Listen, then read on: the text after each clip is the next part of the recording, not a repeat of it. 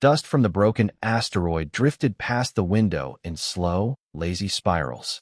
Daniel Reyes tapped the fuel gauge twice, hoping the number would change. It did not. His old cargo hauler, the Rusty Nickel, was running low, and the nearest station was 3 days away. He rubbed his eyes and leaned back in his chair, tired of hauling scrap metal for pay that barely covered repairs. Then the alarm blinked. A weak signal, barely readable, coming from somewhere close. Daniel sat up straight. Out here, in this forgotten stretch of space, nobody sent signals unless something had gone very wrong. He turned the ship toward the source. A few minutes later, a wrecked alien ship came into view, half buried in a rock the size of a small moon. Its hull was torn open, black scorch marks running along one side. It looked like it had been running from something and had lost. Daniel guided the Rusty Nickel closer and suited up. His boots clanged against the metal as he climbed through a gap in the wreck. Inside, the air was thin and cold. Broken panels hung from the ceiling. Wires sparked weakly in the dark. Then he heard it, a small, shaky sound, like a whimper. He followed the noise to a cracked pod in the back of the ship. Inside, curled into a tight ball, was a creature he had never seen before. It was about the size of a large dog, with golden scales that shimmered faintly under his flashlight, edged with soft blue lines like veins of light. 2 small wings were folded tight against its body, and a thin tail wrapped around its legs. Its eyes, when it opened them, were wide and scared. Daniel froze. He had heard stories of strange life in deep space, but nothing like this. The creature let out another small sound, almost like a question, and shrank back from the light. "Hey," Daniel said softly, lowering his flashlight. "I'm not going to hurt you." He wasn't sure why he said it. Maybe it was the way the creature looked at him, more curious than dangerous. He knelt down slowly and reached out a hand. The creature sniffed at his glove, then, after a long pause, pressed its head against his palm. That was when Daniel noticed the blood. A wound ran along its side, deep enough to worry him. Whatever this animal was, it had been hurt trying to escape.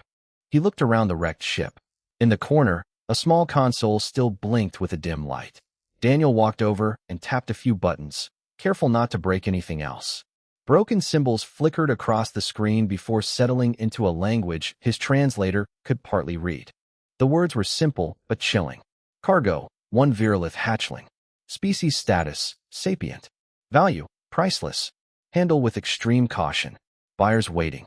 Daniel felt his stomach twist. Sapient meant thinking. Feeling. This wasn't cargo. This was a person trapped inside a tiny body, hunted for money. He looked back at the creature, now watching him with careful eyes. It let out a soft chirp, almost hopeful. "Okay," Daniel muttered to himself. "Okay, come on." He carefully picked up the creature, wrapping it in a spare thermal blanket from his suit pack. It did not fight him.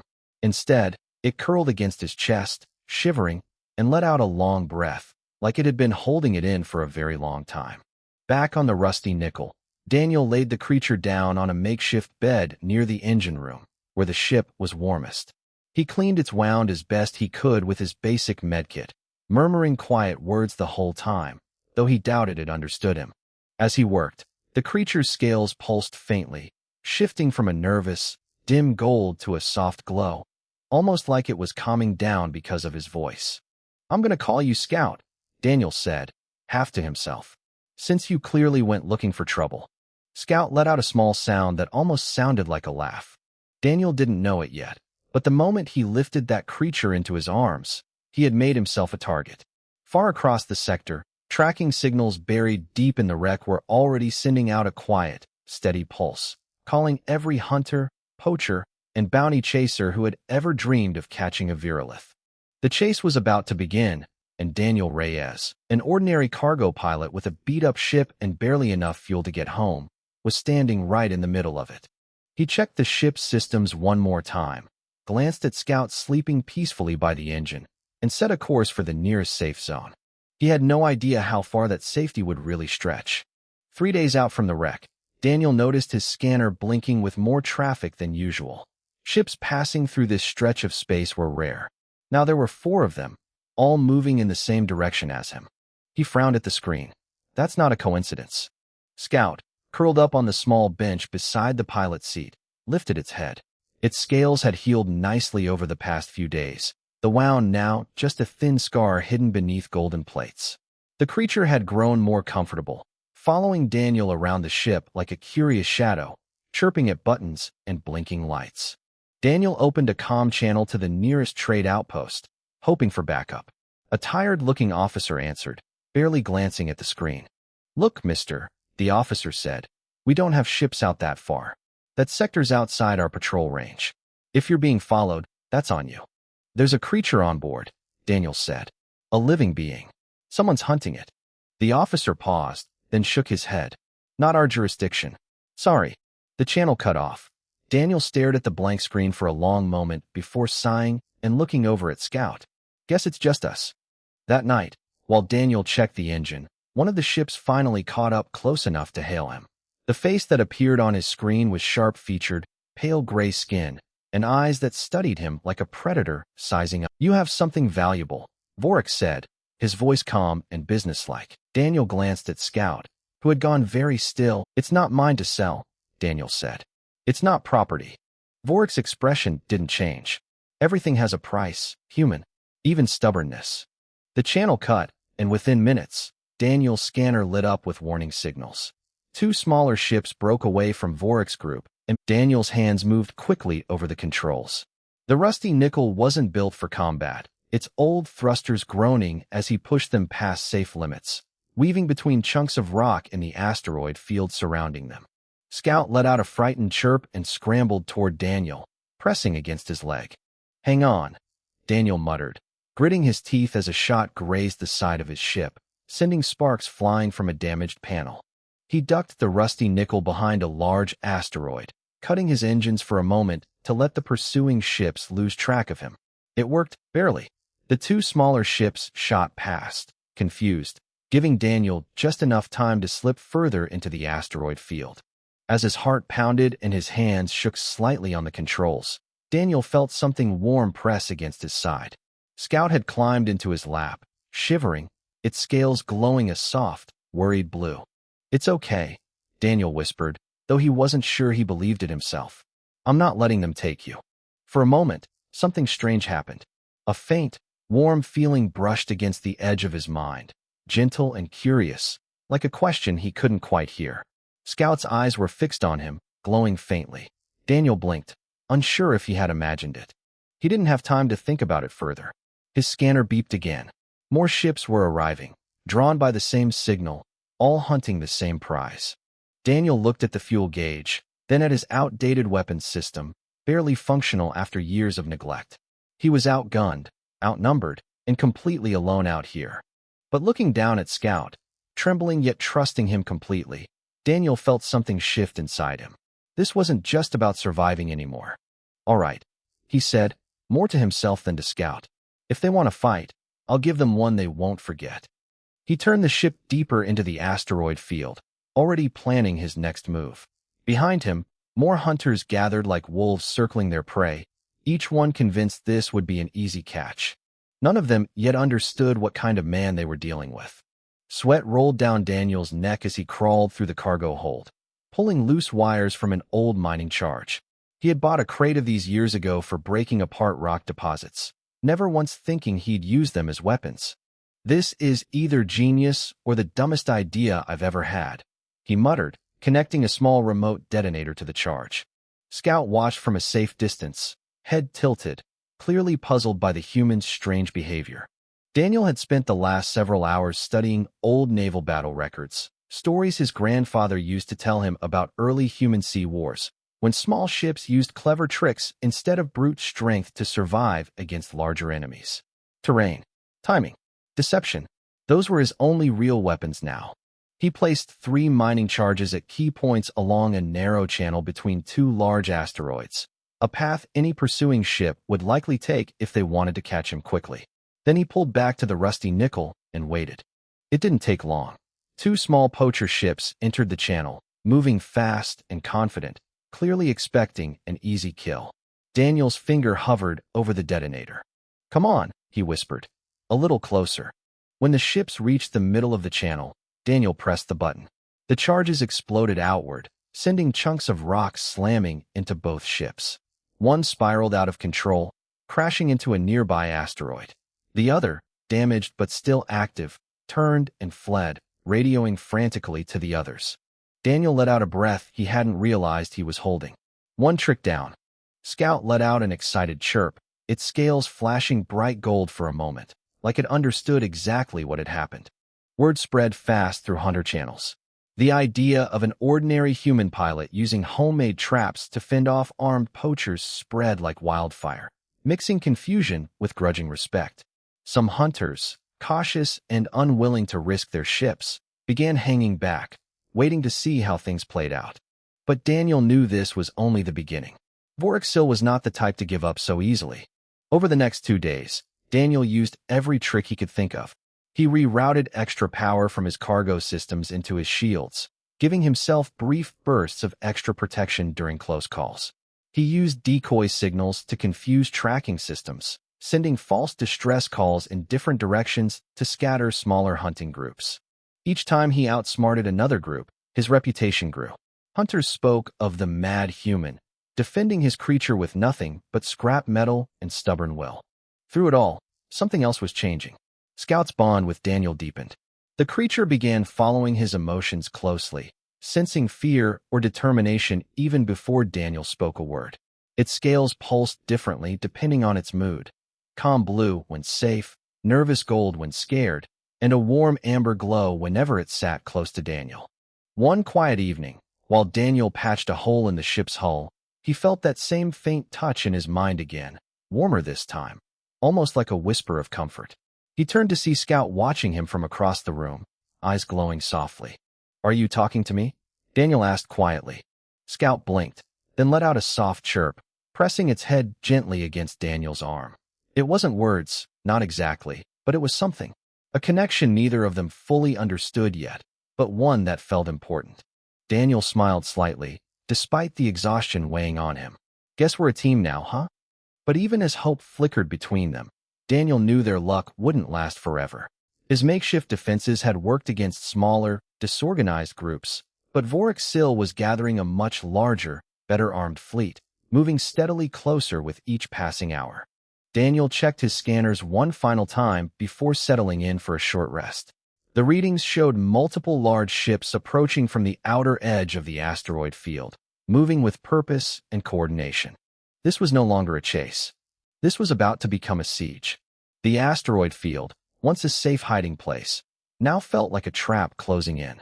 Daniel watched his scanner fill with red markers, one by one, as Vorexil's fleet spread out around the edges, cutting off every possible escape route. "They're not rushing in," Daniel said quietly, studying the formation. "They're boxing us in." Scout pressed close against his leg, sensing the tension rolling off him. Its scales had turned a dim, worried gold. A comm signal blinked on his console. Vorex's face appeared, calm as ever, though there was a sharp edge to his voice now. "You've caused me more trouble than any bounty deserves," Vorex said. "But I admire persistence. Last offer, human. Give me the hatchling, and I will let you leave with your life and more wealth than you can imagine." Daniel glanced at Scout, who watched the screen with wide, frightened eyes. "No deal," Daniel said firmly. Vorex's calm expression didn't shift, but something colder flickered behind his eyes. "Then you will lose everything trying to protect something that isn't even yours to protect." The channel cut off, and immediately, the fleet began closing in. Daniel's hands moved fast over the controls, rerouting power, arming his last few mining charges, and pulling the rusty nickel deeper into a tight cluster of rocks where larger ships couldn't easily follow. Blaster fire lit up the darkness around him, shaking the ship with each near miss. He sent out a fake distress signal, broadcasting on multiple frequencies, hoping to convince at least some of the smaller ships that reinforcements were inbound. It worked for a while. Confusion rippled through part of the fleet, buying Daniel precious minutes to maneuver and strike back with another rigged explosive, disabling one of the larger ships trying to flank him. But Vorex's forces were too many, too well organized. Slowly, steadily, they pushed Daniel's ship toward the center of the field, cutting off his room to maneuver. Inside the ship, sparks flew from an overloaded console. Daniel gritted his teeth, patching wires with shaking hands while dodging debris shaking loose from the ceiling. Then, suddenly, he felt it again.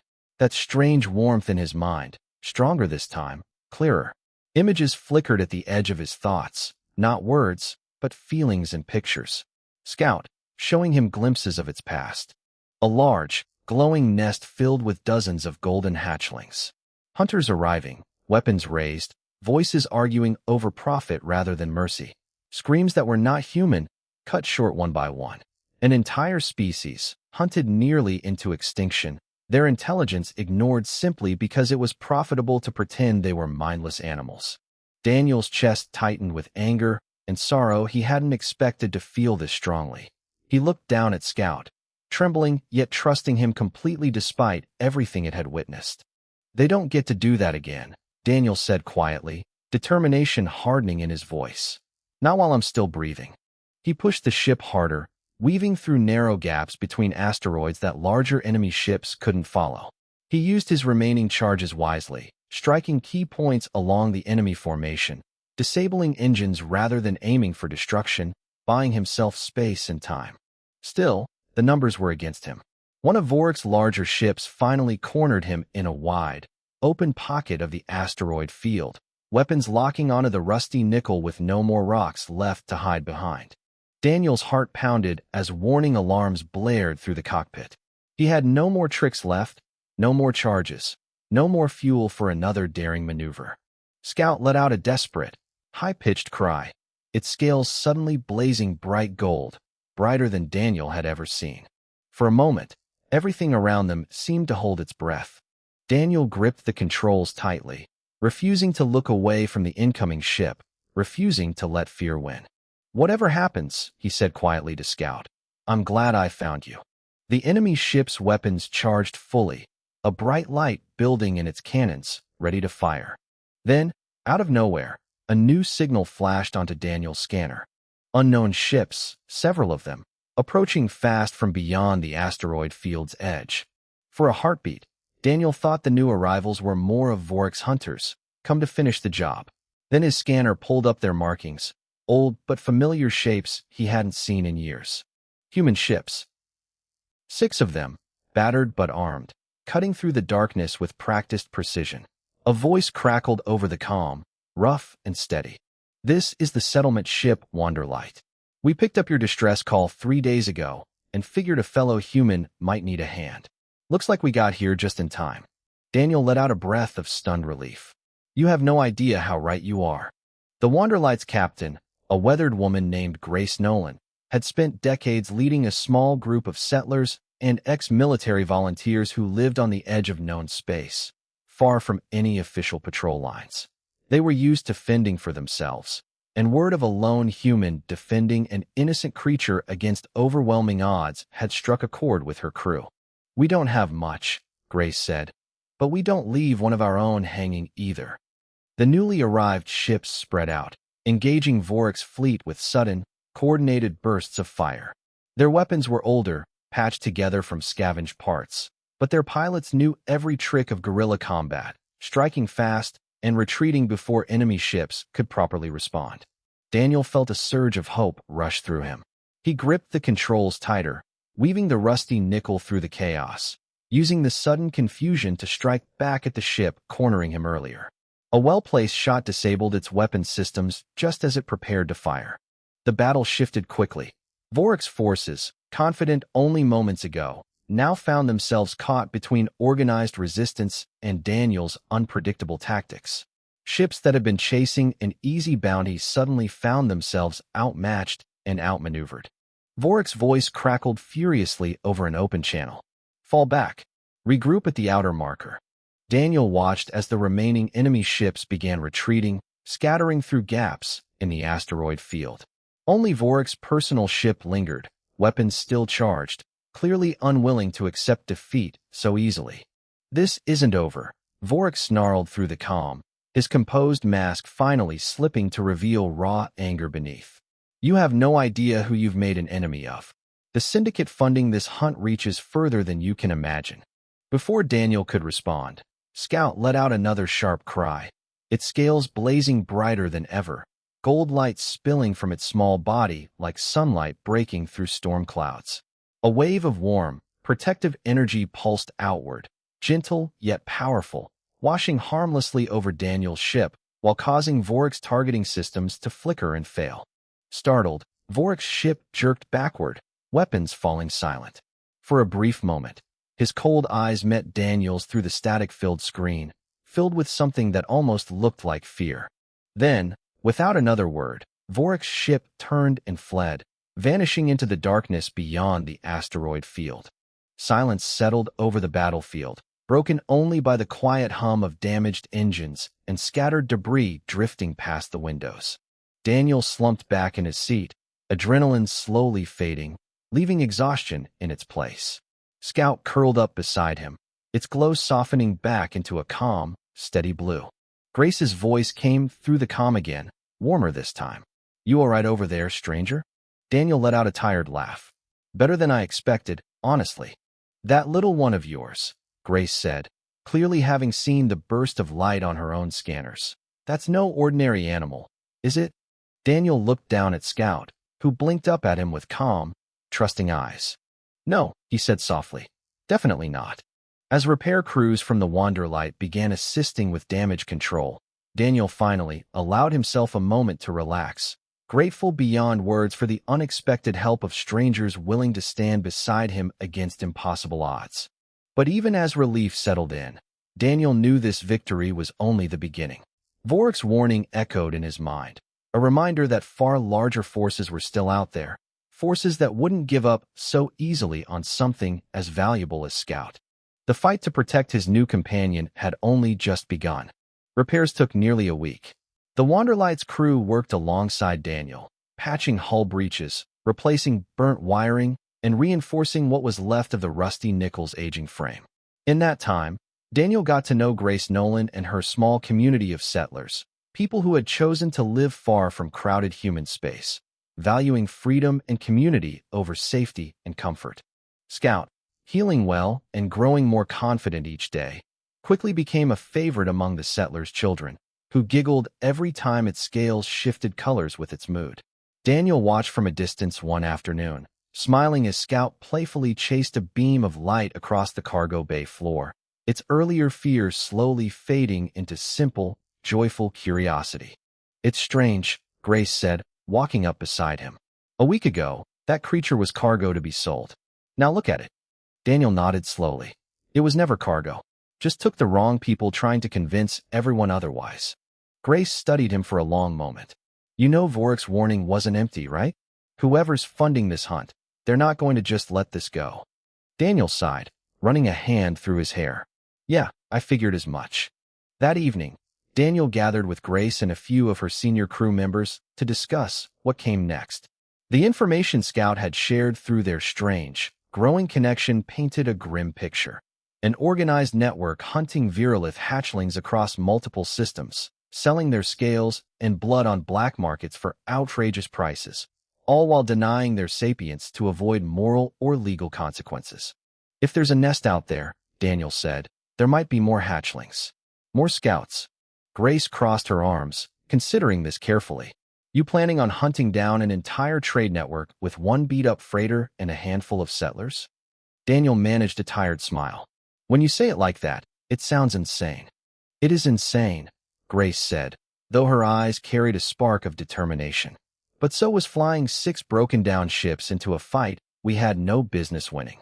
We did that anyway." Over the following days, word of the battle spread quickly through scattered human outposts and allied trade routes. Stories shifted and grew with each retelling, some exaggerated, some understated, but the core remained the same. A single human pilot, armed with nothing but courage and clever tricks, had stood against a powerful hunting fleet to protect an innocent creature and won. Support began trickling in. Independent traders offered supplies. Former soldiers volunteered their skills. Even a few smaller alien factions, sympathetic to the Virulith's plight once they learned the truth, reached out quietly, offering information about the Syndicate's hidden operations. Daniel found himself at the center of something far bigger than he ever expected, a slow, growing movement built not around policy or military ships, but from unpredictable, and once his ship was fully repaired, Daniel stood on the newly reinforced deck of the Rusty Nickel, running a hand gently along Scout's growing frame. Its wings had strengthened significantly over the past 2 weeks, and its scales now glowed with a steady, confident amber whenever it looked up at him. "You ready for this?" Daniel asked quietly. Scout let out a soft, determined chirp, brushing its head against his hand. Grace approached, her ship's crew standing ready behind her, prepared to escort Daniel toward the coordinates hinted at in Scout's fragmented memories, the possible location of a hidden nesting ground still under threat. "So," Grace said, offering a firm handshake, "where do we start?" Daniel looked out through the cockpit window at the vast expanse of stars stretching endlessly before them, filled with unknown dangers, but also unexpected allies and quiet, growing hope. "We start," Daniel said, "by making sure no one ever has to run again." As the small fleet of repaired, mismatched ships prepared to leave the asteroid field behind, word of their mission was already spreading further across the galaxy, whispered in trade stations and quiet settlements alike. A human had stood against impossible odds to protect a creature the galaxy had written off as nothing more than cargo. And now, that same stubborn defiance was growing into something the galaxy could no longer ignore. The chase was over. The real fight for justice had only just begun.